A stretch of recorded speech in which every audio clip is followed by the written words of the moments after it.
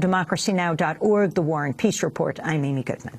And I'm Juan Gonzalez. Welcome to all of our listeners and viewers around the country and around the world.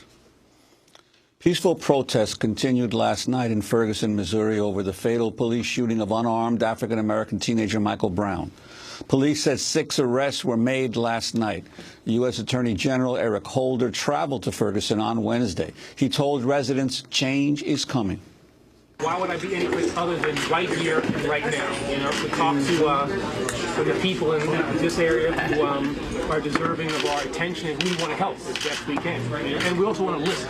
That's the main part of this trip. We want to listen to hear about the issues that you all are dealing with and see. Are there ways in which we can help? Eric Holder met with high school students in Ferguson and recalled how he had repeatedly been targeted by police officers because of his race.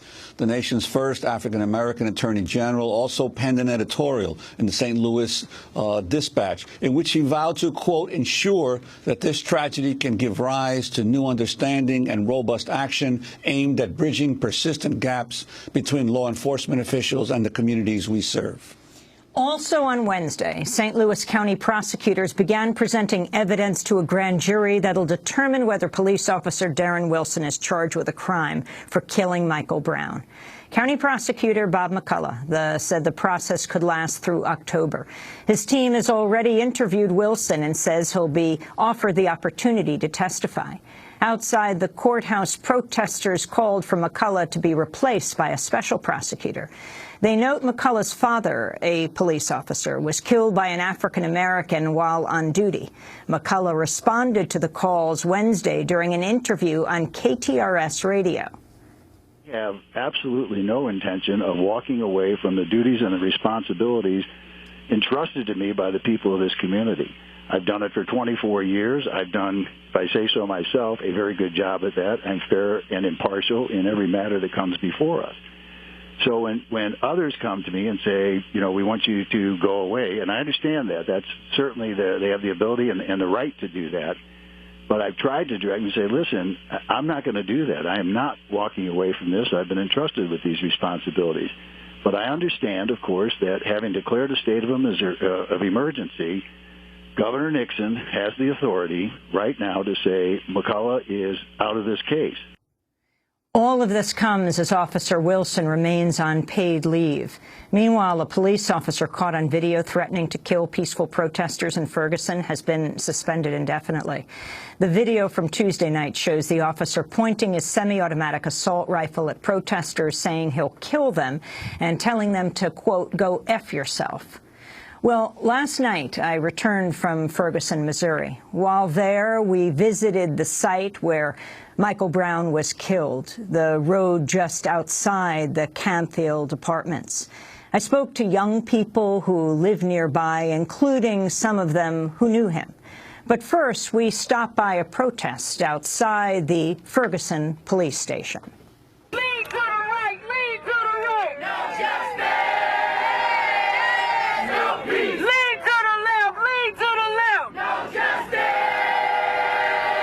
No peace! Lead to the right! Can you tell me your name? Cat Daniels. And is this your son? This is my grandson. Your grandson. What's your name? DeAndre Smith. DeAndre, how old are you? 10. And what are you doing out here tonight?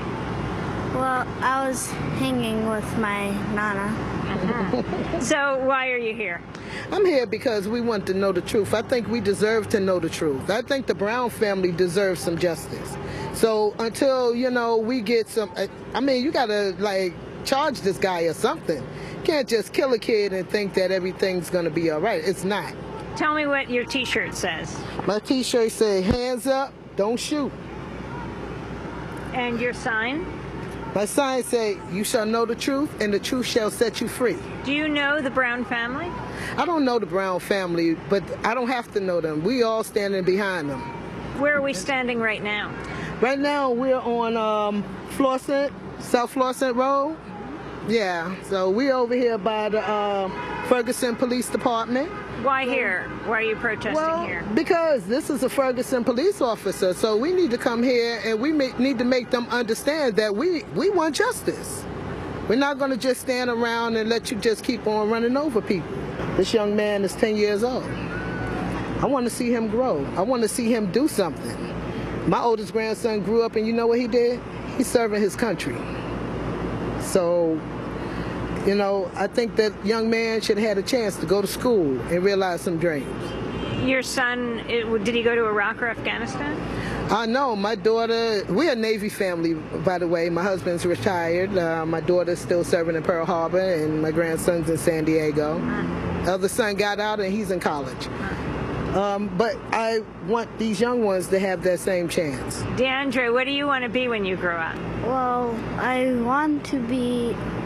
just want to serve our country so I can make a difference in the world. I'm a mother before I'm anything else.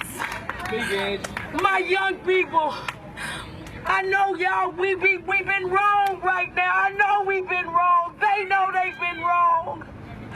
But it only changes when we work together as one. So tell me your name and tell me what your sign says and what do you think? My name is Rona, and my sign is Negro Spring. The same as the Arabs fought for their rights, for their civil rights, to oust their corrupt government, we're fighting for our civil rights, our human rights. We would like, as an end result to this, one of the end results, for there to be a law. Police officers should not be allowed to hide behind a badge when they commit a crime. When we commit a crime, we have the penalties. They should have penalties. It's not fair. They should not be treated like extra special humans. Justice! Now! It's around 10 o'clock at night.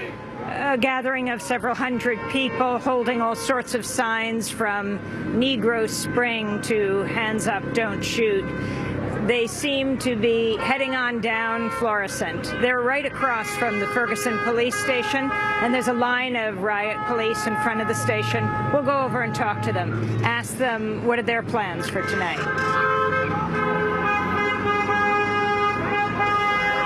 I was wondering what the plans are for the police tonight. Then we have to talk to the incident commander.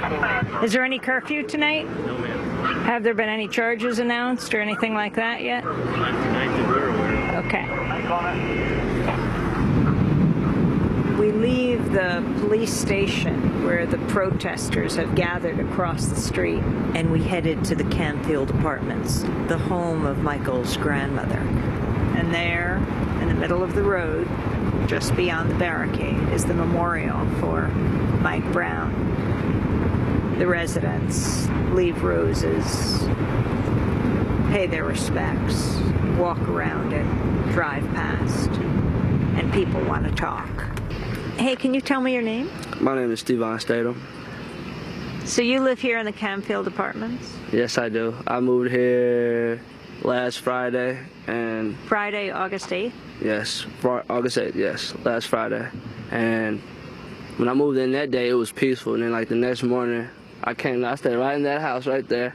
And that next morning I woke up and I found the body dead in the middle of the street. They left it out for like a good 6 to 7 hours before they even tried to pick it up off the street. This was Mike Brown's body? Yes, Mike Brown. In the middle of the street here? Yes, in the middle of the street. His monument is right there. If you want to go walk over there, Okay. and land in the middle of the street. Go over there.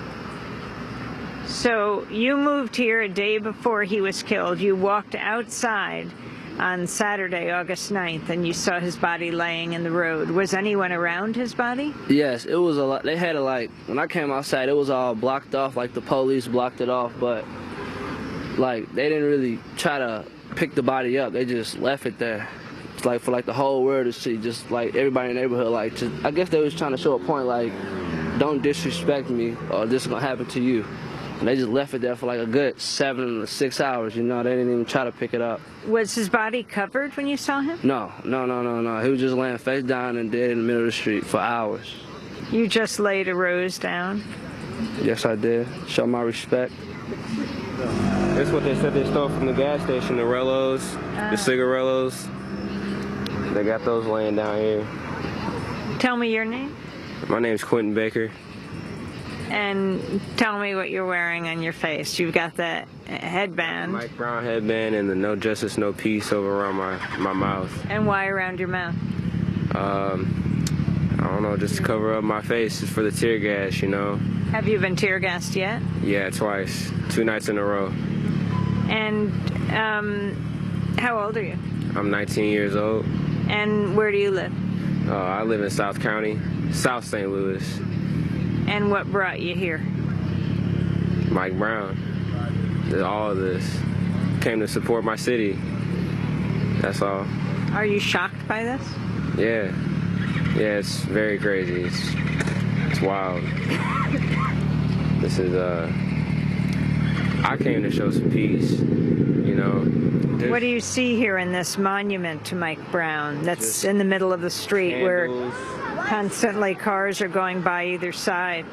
Just candles and flowers and cross, pictures of him all over. There's still blood. His blood is still on the street underneath the candle wax that's been burnt. So this is like our awakening call to cry out for justice to be heard, and that's the only way that the youth know how to portray it.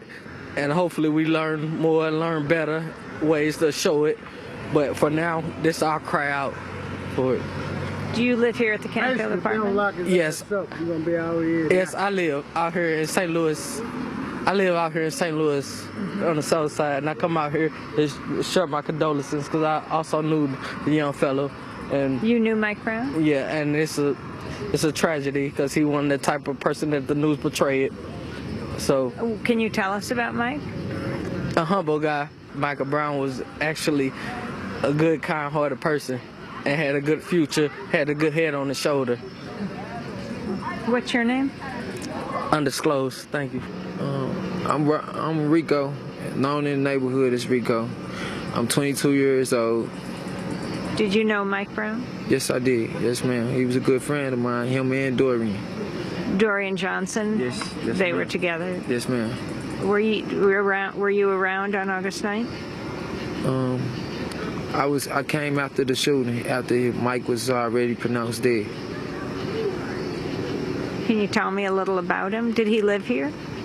Yeah, well, he got family that live over here in this building beside us, and on up through North Winds. I mean, he was a good friend of mine. He was a school graduate. I mean, a lot of people from black communities, you know, a lot of black people don't graduate and finish school. They worried about other stuff, and, you know, a lot of people in our community have drug addicts, parents and stuff, so they have to feed for themselves and stuff at a young age and stuff. And Mike wasn't one of them. He was one of them guys who went to school, finished school, had parents that was on him and supportive, you know. So, this is just uncalled for. That's how I feel. For real, that's how I feel. It's really uncalled for. You know, lost a good friend, you know. And it's just not right where we live in captivity in this neighborhood where they want to block us in and make us feel like we're nothing. You know what I'm saying? We're like, well, our word we have no say so. And we live here and we pay rent here and we've been here forever. I just want justice served. I want to see Mike's family happy and proud, and knowing that this cop killer is off the streets, and knowing that my black people is not being killed by another officer, by Darren Wilson or whoever he is, you know. But he hurt a lot of people, and my pain don't stop, and I'm out here, and I'm continue being out here. I'm not gonna stop. I'm not gonna stop. Continue being out here supporting, and all my black brothers and stuff. I want them to know, shoot, I'm out here supporting, and I'm out here doing it for y'all. I like to see my young black people come together, and we all do this for Mike. I don't want to see nobody out here looting, doing none of that stuff. I just want everybody to be peaceful and calm, and we do this for Mike. We march and everything, do this the right way. Is there usually this much air traffic in the sky? Yes, this been going on every night, and it been kids getting maced, tear gas, rubber bullets, and the thing about it, it's innocent people who live in this area. So you throw tear gas and all this stuff, and this messing up everybody. Everybody who want to step outside and go to their cars, they feeling this stuff in the air.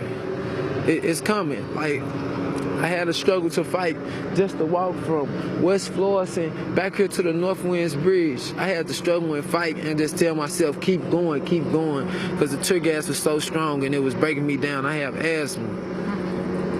And in these apartments, you're smelling the tear gas? And the tear gas is all through here, in the homes and everything.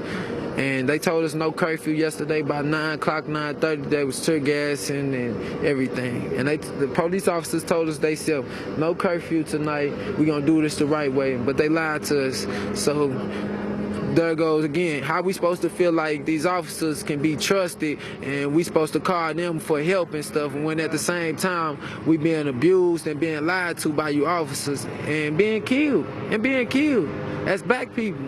It hurts. You know, it hurts. It hurts. Who made that sign behind you? Which one? This cross? Right under the cross. What does it say? Beware killer cop on the loose. Watch out, children. Watch out, children. I said watch out, children, because he killed the child. Someone's child. I have kids of my own, and it just hurt. Like I said, it hurts. What's your name? My name is Gerardney Meeks. And how old are you? I'm 26. So he stopped the man for walking in the streets. And how do you get shot in your head 2 times and 4 times in your body, and he had his hands up from the autopsy? And if you're trying to stop someone and it's to a point where you need to fire, the officers are trained. The officers are trained to fire at legs, tase, mace, whatever. There's no reason for. Yeah, how did that all happen? Did you know Mike Brown? I didn't know him, but I always be over here in this community. And it hurt, you know, I'm not saying I'm a perfect man, but I have a past history. And, you know, I done things in my past that I had to face my time in court, you know. So to see that happen to him, and I know I have done wrong, I don't feel like it's right, because I know my history. So to see that innocent person to get killed on that matter, and it had nothing to do with what happened at Ferguson Market, it's because he was walking in the street and refused to get on the side of the sidewalk. It's not right. And I know I'm not going to criminalize myself, but I done a lot more wrong. But, you know, and I did my time, you know, and I'm out. I'm a free man. I'm a changed man. You know, I got kids to take care of.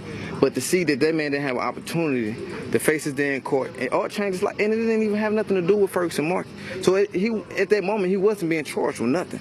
It is that the police seen him walking the streets, told him to get on the side. He refused to. And whatever happened from that moment, I mean, I can't really make accusations because I wasn't hurt. But from what was told, you still shouldn't have took that man's life. Now he can't see, you know, he can't have kids, see his kids grow, teach them, you know, things about life. You know, he left nothing behind. And his family and them, it's like all the years they took to shape him to be this person, to go to school and better themselves. Like me, I didn't go to college. I didn't graduate from high school. So to see a man actually do something for himself to try to change and get his life taken, it ain't right. Can you tell me your name and where we live? Corey Moore, and I stay in North Winds Apartments. This is not only an African-American man, but a child nonetheless, and another mother is, you know, burying their child or you know, putting their child to rest. I was very disturbed by it, very upset by it, because I have a 16-year-old myself, and that could have been my child or anyone else's child out here, so it's very disturbing. What do you tell your 16-year-old son? I tell him, I allow him to walk with us so I can show him that this could have been you, this could have been your cousins. You're not exempt from this. It only takes seconds, the wrong identity, and I could be burying you. And like I tell him, even just beyond this setting, it's so many things going on in the world. It's so much just envy and grief in the world that I don't want him to be a part of it. So I make sure he's learning things like the protest and to stand up for your rights, and also to know how to cope with the police and things of that nature, and to stay away from anything that might, you know, deter him from a good thing. Because as the mother said, it's hard to get a young black man to graduate, and once you get them to graduate, this is what they succumb to. So yeah. Did you see Mike Brown's mother out on Saturday? Yes, I did. With his body here? Yes, I did. Where was his head? His head was facing this way, and his body was this way, like his head was facing towards Florissant. And he was on his stomach? Yes, ma'am. He was facing down? Yes, ma'am. Facing down on his stomach. My name is Rico. Like, I just see him all the time walking around. I mean, everywhere. He ain't did nothing, don't do nothing. That's a peaceful guy. And what they did was wrong, man. And they saying that the police saying that he done beat him up, did all this and did all that. Where he at? We want to see your face. We want to see that you got beat up. We want to see everything. Why is he hiding? Because he ain't get beat up. I mean, y'all be the judge. Y'all be the judge. And he didn't do. He an innocent man. He fell on his knees, like, don't shoot. He shot him anyway in the eye, then in the head, and 4 times down here. Are you participating in the protest? Yes, I was up here yesterday. Got tear gas and everything. Couldn't even breathe, but I made it out though. Just hands up, don't shoot. That's all I gotta say. R.I.P. Mike Brown. R.I.P. Mike Brown. Residents of the area around the Canfield Apartments in Ferguson standing around the makeshift memorial of signs, candles, stuffed animals and flowers sitting in the middle of the road where Michael Brown took his last breaths after being gunned down by police officer Darren Wilson on August 9th. Brown's body lay in the road for more than 4 hours. Near the memorial was a sign that said, "Beware killer cop on the loose. Watch out, children." This is Democracy Now!, democracynow.org, The War and Peace Report.